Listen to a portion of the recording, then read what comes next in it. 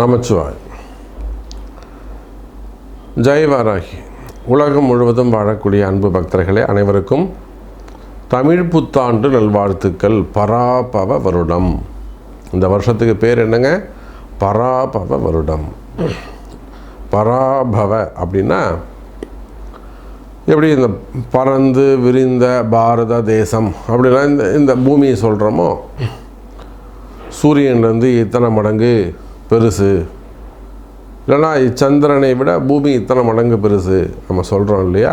அதை போல் பறந்து விரிந்த இந்த பூமியில் இருக்கக்கூடிய அத்தனை ஜீவராசிகளும் காத்து ரட்சித்து அருள் செய்யக்கூடிய இறைவனுடைய முழு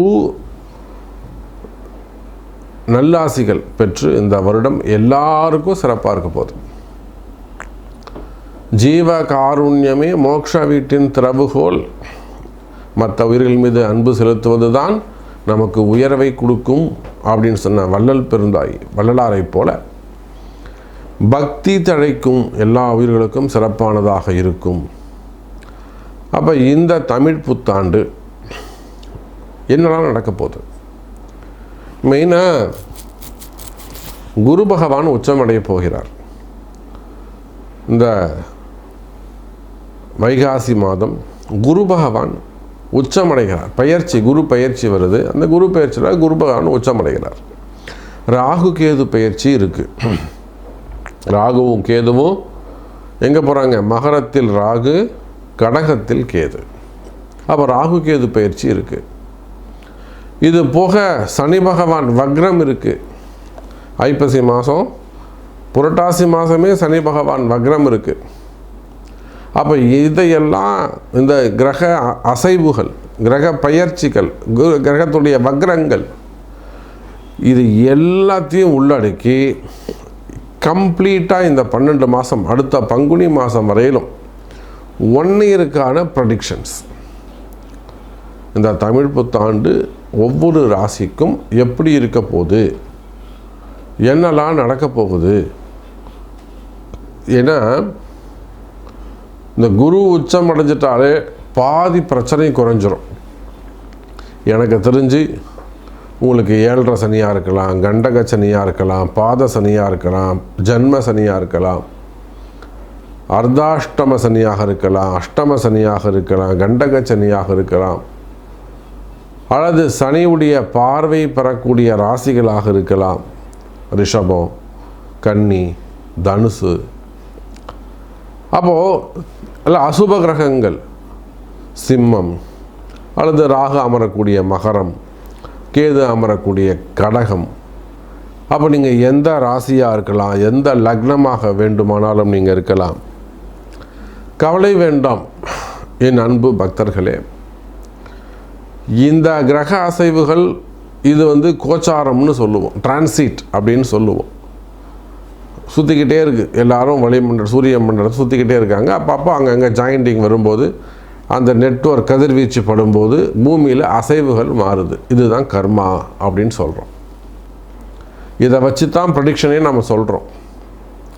அப்போ எந்த கிரகம் எப்படி இருந்தாலும் கவலை வேண்டாம். 12 ராசி அன்பர்களுக்கும் இந்த வருஷ பிறப்பு சூப்பராக இருக்குது. மீனத்தில் இருக்கக்கூடிய சனி பகவான், அதே போல் கடகத்தில் இருக்கக்கூடிய குரு பகவான். எழுதி வச்சுக்கோங்க, இது வரலும் யாருமே ப்ரெடிக்ட் பண்ணலை. இந்த இஸ்ரேல் போர் கூட ஜூன் மாதம் முடிவுக்கு வந்துடும். நான் ஃபஸ்ட்டு டைமாக நான் சொல்கிறேன். இன்றைக்கி மார்ச் மாதம் 14ஆம் தேதி. ஜூன் மாதம் இந்த ஈரான் போர் முடிவுக்கு வந்துவிடும். ஒரு அமைதி வருவதற்கான வாய்ப்புகள் உண்டு.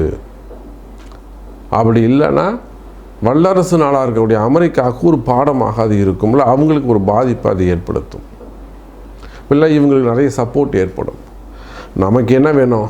நிம்மதி வேணும். போர் பதற்றங்கள் தணிந்து எல்லா உயிர்களும், அதுவும் அங்கே இருக்கக்கூடியவங்களும் மக்கள் தான், அல்ல அவங்களும் நிம்மதியாக வாழக்கூடிய அற்புதமான வருஷமாக இந்த வருஷம் அமையப்போகுது. ஸோ உங்கள் ஒவ்வொருவருக்கும் எப்படி இருக்குன்னு பார்க்கலாம் வாருங்கள். துலாம் ராசி. தமிழ் புத்தாண்டு போன வருஷம் சூப்பராக இருந்துடுச்சு உங்களுக்கு. போன வருஷம் சூப்பராக இருந்துருச்சு உங்களுக்கு, நல்ல அருமையான முறையில் உங்களுக்கு அமைஞ்சு போச்சு. தமிழ் புத்தாண்டு சிறப்பாக இருந்தது. பாருங்கள் துலாம் ராசி அன்பர்களே, பிறக்கின்ற இந்த தமிழ் புத்தாண்டும் உங்களுக்கு சிறப்பானதாக இருக்கும். போன வருஷம் எப்படி பல முயற்சிகள் வெற்றி பெற்றதோ, தொடர்ந்து வேலை செய்ய முடியாதவங்க, அப்படி இல்லைன்னா நடக்காத சில அதிசயங்கள்லாம் கூட நடந்திருக்கும். ரொம்ப நாளாக ஒரு இழுபறியில் இருந்த கேஸ்லாம் கூட ஒரு நல்ல வளர்ச்சி ஏற்பட்டு இருக்கும். ஒரு குடும்பத்தில் ஒரு வளர்ச்சி, பணமே இல்லை, வருமானமே இல்லை அப்படின்னு சொன்ன குடும்பங்கள்லாம் கூட இன்றைக்கி வருமானம் வர ஆரம்பிச்சிருக்கு. நிறைய துலாம் ராசி அன்பர்கள் என்னால் உதாரணம் சொல்ல முடியும். வாராகியை நம்பி வரணும், அதான் விஷயம். அம்பாளுடைய ஆசீர்வாதம் என் கையில் ஒன்றும் இல்லை, எல்லாமே அம்பாளுடையது தான். நிறைய துலாம் ராசி அன்பர்கள் அரசியலில் இருக்கக்கூடியவங்க, அவங்க எவ்வளவோ முயற்சி பண்ணி பார்த்துட்டாங்க, ஒன்றுமே பண்ண முடியல. அம்பாளுடைய ஆசீர்வாதம், அம்பாள்கிட்ட வந்தாங்க, சூப்பராக ஜெயிச்சிட்டாங்க. அதே போல் எவ்வளோ எல்லா வசதி வாய்ப்புகளும் இருந்து வருமானமே இல்லாமல் இருந்தாங்க ஒரு குடும்பம். அம்பாள்கிட்ட வந்தாங்க, வழி காமிச்சாங்க, ஒரு இன்கம் வர ஆரம்பிச்சிடுச்சு. அப்போது ஜீரோவில் இருந்தாலுமே கூட ஜீரோவில் இருந்து வருமானமே இல்லாமல் வறுமையில் கஷ்டப்படக்கூடிய துலாம் ராசி அன்பர்களே, இவங்களுக்கெல்லாம் நல்ல வருமானம் துவக்கமாகும். நான் 60 வயசாகுது, 70 வயசாகுது, இல்லை 42 வயசாகுது, எனக்கு வேலை இல்லை, வேலை போயிடுச்சு,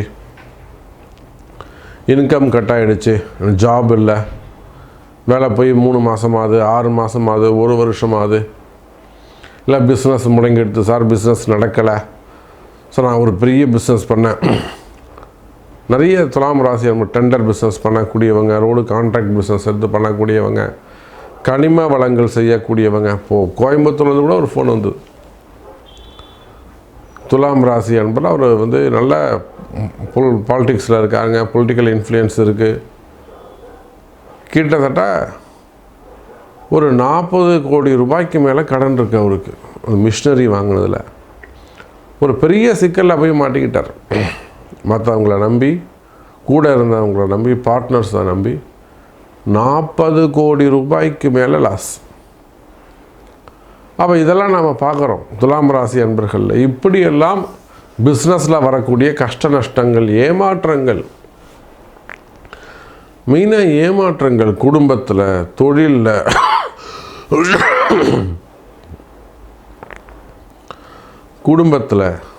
தொழிலில், ஃபேமிலியில் அல்லது பார்ட்னர்ஷிப்பில், பழக்க வழக்கங்களில், நண்பர்களிடத்தில், வேலை செய்யக்கூடிய இடங்களில், தொழில் செய்யக்கூடிய இடங்களில் நிறைய ஏமாற்றங்களை சந்தித்த துலாம் ராசி அன்பர்களே, இந்த வருடம் தமிழ் வருடம் உங்களுக்கு சிறப்பாக இருக்குது. இது நாள் வாரியில் ராசிக்கு 9ஆம் இடத்தில் இருந்த குரு பகவான் 10ஆம் இடத்துக்கு உச்சம் பெறுகிறார். புதிய வேலை வாய்ப்புகள் அமையும்,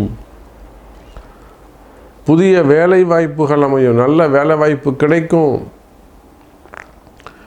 அதான் சொல்கிறேன், வேலை போய் 1 மாதம் ஆகுது, 2 மாதம் ஆகுது, 2 வருஷம் ஆகுது, இன்னும் எனக்கு வேலை கிடைக்கல. இந்த மாதிரி எல்லாம் சொல்லக்கூடிய துலாம் ராசி அன்பர்களே, வேலை வாய்ப்புகள் உருவாகும். வேலையில் நல்ல முன்னேற்றங்கள் இருக்கும், வருமானங்கள் இருக்கும், வேலை சிறப்பானதாக இருக்கும், மீண்டும் வேலைக்கு போகலாம். அதே போல் சஸ்பெண்ட் ஆனவங்க, இல்லை என்கொயரி நடக்குது, டிபார்ட்மெண்ட் வைஸ் என்கொயரி நடக்கிறது, ரிப்போர்ட் நடக்கிறது, மெயினாக சஸ்பெண்டு, அப்படி இல்லைனா பெனிஃபிட்லாம் ஸ்டாப் பண்ணி வச்சுருக்கிறது, அரசு அதிகாரிகள், கவர்மெண்ட் ஜாபாக இருக்கலாம், ப்ரைவேட் ஜாபாக இருக்கலாம். அப்போ நீங்கள் யாராக இருந்தாலும் சரி தான், எனதருமை துலாம் ராசி அன்பர்களே, இந்த தமிழ் புத்தாண்டு உங்களுக்கு சிறப்பானதாக இருக்கும், வருமானம் சிறப்பானதாக இருக்கும், புதிய வேலை வாய்ப்புகள் உருவாகும், வேலையில் இடமாற்றங்கள், டிரான்ஸ்ஃபர்ஸ் இருக்கும், நிறைய துலாம் ராசி அன்பர்களுக்கு ஆன்சைட் ஜாப் கிடைப்பதற்கான வாய்ப்புகள் உண்டு. வெளிநாடு போகிறதுக்கான சான்சஸ் உண்டு. ஆனால் இந்த சமயத்தில் கவனமாக இருக்க வேண்டும். அங்கங்கே போர் யுத்தங்கள் நடக்குது. ஸோ எந்த கண்ட்ரிக்கு நீங்கள் போகிறீங்கிறத பொறுத்து இருக்குது. அதே போல் வெளிநாடுகளில் வசிக்கக்கூடிய துலாம் ராசி அன்பர்களே, நிச்சயமாக அந்த வார் நடக்கிறதுனால அதனுடைய இம்பேக்ட் இருக்க தான் செய்யும். ஆனாலுமே கூட ஆயுள் பாவம் சிறப்பாக இருக்கும். நல்ல இடமாற்றம் உங்களுக்குமே கூட நல்ல இடமாற்றங்கள் அமையும். நிம்மதியான வாழ்க்கை அமையும். அங்கேயே இருக்கலாமா, இல்லை ஊருக்கு வந்துடலாமா, இல்லை வேறு ஊருக்கு போகலாமா, இந்த மாதிரி ஒரு கன்ஃபியூஷன்ஸ், ஒரு சுச்சுவேஷன்ஸ், முடிவெடுக்க முடியாமல் கஷ்டப்படக்கூடிய துலாம் ராசி அன்பர்களே, இதுக்கெல்லாம் ஒரு நல்ல தீர்வு கிடைக்கும், நிம்மதி பிறக்கும். அப்போ வேலையில் சிறப்பானதாக இருக்கும், ப்ரமோஷன்ஸ் கிடைக்கும், வேலையில் நல்ல முன்னேற்றங்கள் இருக்கும், நிறைய ப்ரமோஷன்ஸ் கிடைக்கும், பிஸ்னஸ் கை கொடுக்கும், அரசியல் தலைவர்களுக்கு பதவிகள் கிடைக்கும், பொறுப்புகள் கிடைக்கும். அப்போ எப்படி பார்த்தாலும் துலாம் ராசி அன்பர்களுக்கு இந்த தமிழ் புத்தாண்டு சிறப்பான தமிழ் புத்தாண்டாக, நன்மை செய்யக்கூடிய தமிழ் புத்தாண்டாக அமைகிறது. நல்லதே நடக்கும் துலாம் ராசி அன்பர்களே.